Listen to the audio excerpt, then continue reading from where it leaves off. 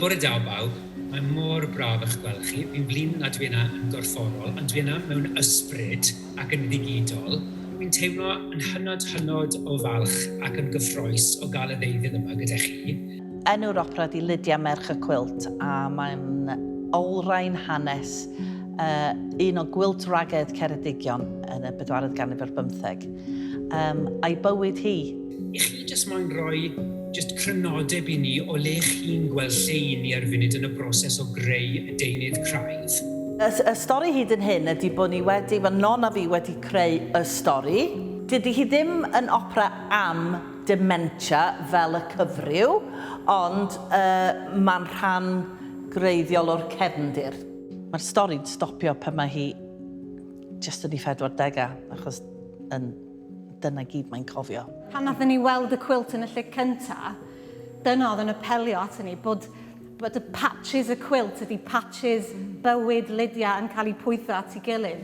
Yn union, a dyna, Caryl, nathon ni siarad yn dod yn gynnar iawn ynglyn â beth oedd metafor y Cwilt, a bod y Cwilt yn rhyw fath o metafor i strwythyr y darn, ac i strwythyr falle yr atgofion a fel mae'r atgofion yma'n dod nôl i'r cymeriad. Dwi'n meddwl bod o'n gyfle really gyffroes a special i drio cyfleu sut, wel mewn ffordd, sut mae rhywun gyda dementia yn teimlo, sut mae o'n teimlo i colli gymaint. Dwi wedi sgwennu gwerth 31 munud o'r awr. Cer i weld y byd a'i rafedd o Ni newyddus i rhoi teimladau gwahanol ym mhob cam. Fywyd pyr yn Hefyd arbrofi hefo arddullio sydd tu allan i'n comfort zone i, na i ddim gwadu hynny o gwbl. Dwi ddim yn sgwennu i grŵp pop, dwi ddim yn sgwennu fi'n hun, dwi ddim yn sgwennu gor, dwi'n sgwennu Rhian Lois. Felly mae llais hi yn ymhenni trwyddo fo i gyd. Mi es I ffael llan rhosty ddydd o haf, anghalon yn ddistopid ddydd o haf. Ac yno bym yn weito am y bachgen o langeitho. A gwybod hefyd bod Rhian hefyd yn gallu addasu llais hi o'r gantores opera sydd yn gallu canu a projectio mewn llais mawr, i'r ferch oedd yn arfer cystadlu ar yr AR-LEIN Werin, i'r ferch oedd yn arfer cystadlu ar yr Unawd Lloegr. Felly dwi'n rhyw fath o herio Rhian hefyd. Mi ges I ddweud y ffortiwn ddydd o haf, can sipsi fach a gwirfon ddydd o haf. A mantef hithau wedyn, rwy ti'n wito am ryw grwtyn. Wel, wito neu am 500 ddydd o haf. Dwi'n ysgrifennu'r caneuon yma a dwi'n rhoi'r geiriau. Dwi ddim yn bianydd o bell ffordd. Felly dwi'n chwarae pethau yn ara bach ac yn neud rhyw fath o approximations. Wedyn yn mynd at Geraint Cynan sydd fod I y trefnydd y gerddoriaeth a hefyd y cyfarwyddwr cerdd ar gyfer y sioe. Dwi'n gweld falle o safbwynt tempo bod angen I hwn I fod yn llonydd ac yn relaxed iawn, ti'n gwybod? Mae'n teimlo I fi bod y daith gerddorol yn digwydd sydd falle yn gofyn am daith ymynyddol hefyd, sef bod yr atgofion ar y cychwyn yn bell, a felly bod nhw'n fach ac yn beth yw'r gair yn sort of gost, maen nhw fel atgofion Brith atgofion. Bregus iawn. Mae o wedyn yn neud sens o'n ramblings I, a wedyn rhywsut, mae o'n gallu rhaid popeth lawr fel mae Rhian yn gallu cael y sgôr ond dwi'n, ar ôl y 2 ddiwrnod yma, dwi'n excited iawn. Gaf I nedwydd, wys y bod yr un peth a ti. O mami, gaf I nedwydd fach ddi. Un o'r pethau dwi'n fwyaf cyffroes ynglyn y brosiect yma yw'r ffaith bod ni'n adeiladu rhywbeth o ddim byd. Does na ddim, dyw'r gerddoriaeth sydd lawr ar bryd wedi cael ei recordio neu chlywed o'r blaen. Wedyn ni sy'n cael y fraint o roi'r clai yma at ei gilydd a ffurfio'r cerflun. A mae hwnna wastad yn gyffroes ac yn eitha heriol. A gweld fel mae Rhian wedi ymgorffori Lydia mewn mater o ychydig o oriau. A gwybod enghraifft fod yna lawer iawn o ffordd gyda ni ddatblygu eto. Dwi wedi mwynhau'n hunan yn fawr iawn a ddim wedi cael profiad fel hyn ers amser hir. A just, I'm sorry, meddwl am y mami diwetha yna.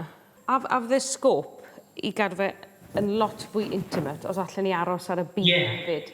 Yn lle gwybod mynd, Mom! Ac wedyn mae rhaid fi fynd mewn i support, think, a wy'n eisiau rili meddwl am ti. Na, mae hwnna'n iawn. Oedd y nodau i gyd na ar geiriau, ond nawr dechrau wir deall y geiriau a mewnoli'r geiriau ac ymgolli yn y geiriau ac yn y caneuon a dechrau deall nhw'n well. Mae hwnna wedi bod yn rhywbeth hynod o arbennig a nawr mae sail gret gyda ni a i dyfu eto.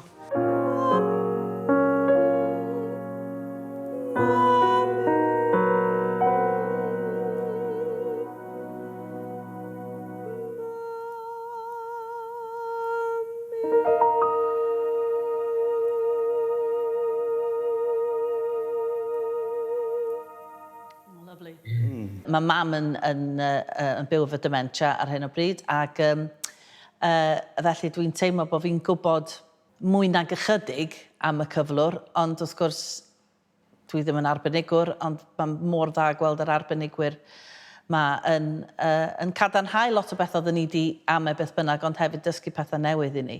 Rob, y mama a Karen sydd yn lyflu o gwbl. A pan mae o'n gwisgo i uniform, mae o'n wahanol, mae o'n gallu siarad, mae gynno fo identity, mae gynno fo balchder yn y rôl o gynno fo yn yr engineers lle. Oedd ar i Catrin Hay ddod at ni, mae hi'n arbenigo mewn dementia. Ac hwnna'n ddiddorol. Rhai o'r pethau sy'n cael ei ddeud, dwi eisiau mam, dwi eisiau mynd i waith, dwi eisiau mynd adre, ydyn nhw yn gysylltiedig efo'r anghenion seicolegol yma.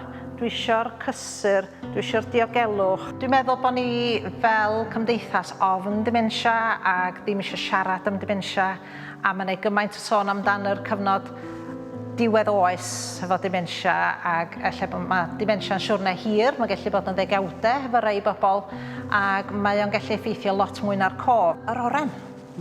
Lot o'n meddwl beth yw'r oren. A ni'n wyndro pam bod gen i'r oren am ei gyd, ond ni'n meddwl bod i'n mynd i ddysgu ni sut i jiwsio neu rhywbeth. Maen nhw'n deud efo person sy'n byw fel Alzheimer's, mae'n cyfateb i bwysau oren ydy dyna baint o golli yr ymenydd sy'n ei dros gyfnod Alzheimer's.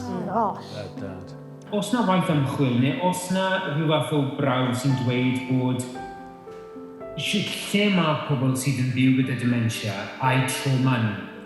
Emosiwn sy'n ni'n galw fo mwy na trauma. Mae emosiwn yn gallu bod yn gry, fatha ni sôn am caneuon sy'n dod â emosiwn hapus, ond ella bod yna ganeuon sydd yn dod â pethau brawchus. Os yna rhywun wedi dioddau trauma fel ymysodiad neu rhywbeth, a bod wedi bod yn traumatic iawn iddyn nhw, dyn nhw ddim yn cofio'r ymosodiad, ond maen nhw'n cofio'r teimlad oedden nhw'n teimlo yn ystod yr ymosodiad, ie?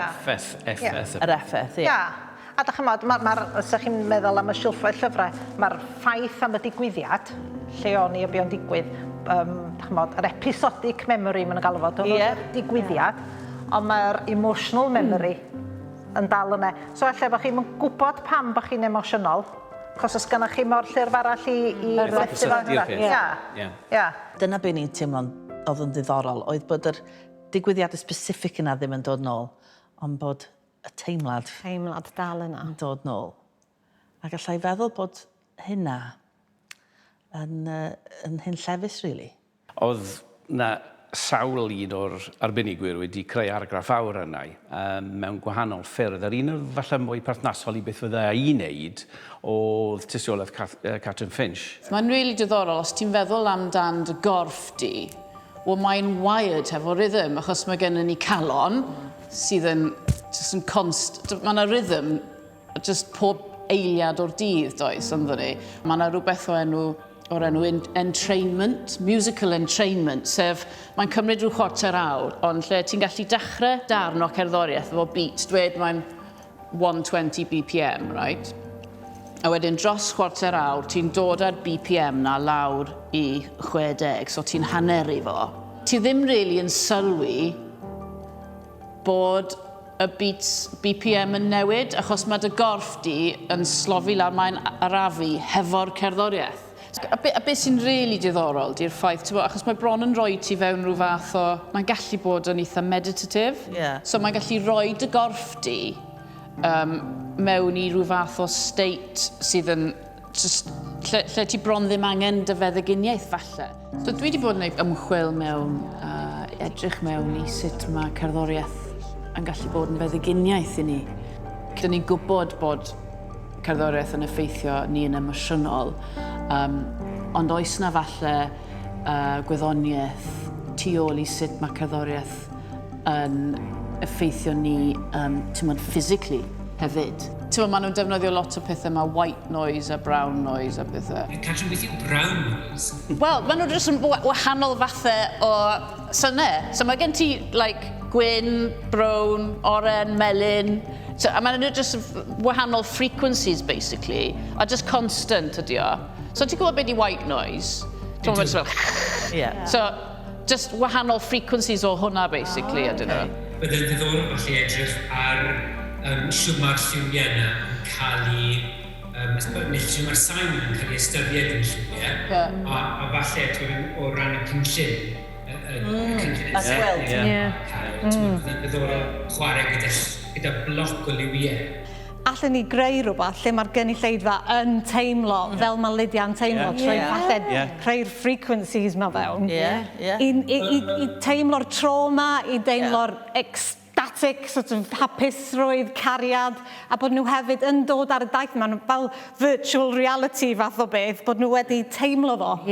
Brown noise, white noise, orange noise, a'r hyn yma, be mae hynna'n feddwl, y gwahanol frequencies, sy'n mae hwnna'n gallu effeithio bobl a therapi. Mae wedi rhoi lot i fi feddwl ynglyn â y gerddor faith a sut i ni'n y gwahanol liwiau, seiniau, sut i greu pob math o emosiwn. Ychydig iawn o bethau sydd fel maen nhw'n mynd yn waith sydd yn gallu torri drwedd, ond mae cerddoriaeth wastad wedi. Wedyn oedd ni a Davies Williams, ia? Dath hi yma, mae hi'n mynd o amgylch cartref i preswyl yn canu neu'n chwarae cerddoriaeth.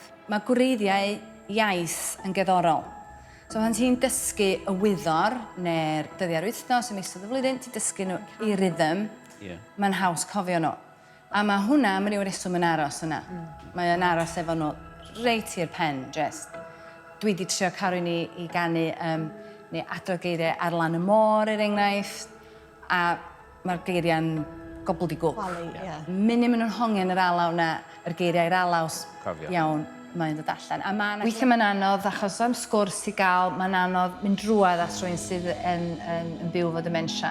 Ond mae cerddoriaeth yn gallu gweithio fel yr cyswll na. A wedyn, mae bob math o bethau'n gallu ddod o hwnna, yn defnyddio i hoff cerddoriaeth nhw, a maen nhw'n cofio fo ac yn gallu sgwrsio fwy rhwydd ar ôl rhyw sesiwn gerddoriaeth.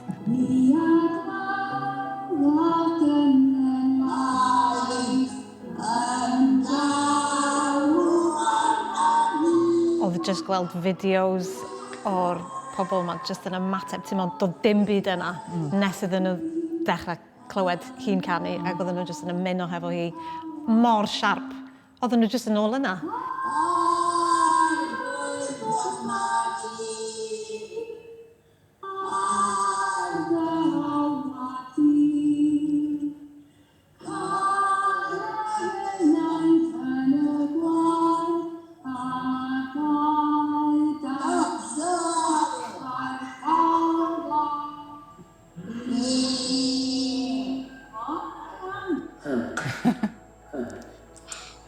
Ond yn am sgwrs i gael efo hi o gwbl, da hi'n gallu rhoi brawddeg at ei gilydd, ond da hi'n gallu... Waw. Da chi ddim yn gwneud yr ymdrech i gofio can ma'ch nain eich mam yn canu i chi yn babi bach.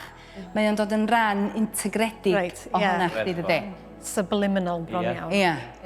So, dwi jyst ddim yn mynd, mae hwnna'n mynd i fod gennyn nhw i'r bedd, dim ots faint o ravaged ydy'r ymenydd ar ôl yr Alzheimer. Ond rili ddiddorol bod hi wedi gweithio hefo'r gŵr ma, oedd dim wedi cyrraedd dementia, diwedd y dementia, oedd o dal bron iawn yna, ac oedd o'n dechrau paratoi ac yn casglu playlist mwyn iddo fo gallu mynd lawr y porthole yma i gofio pwy oedd o.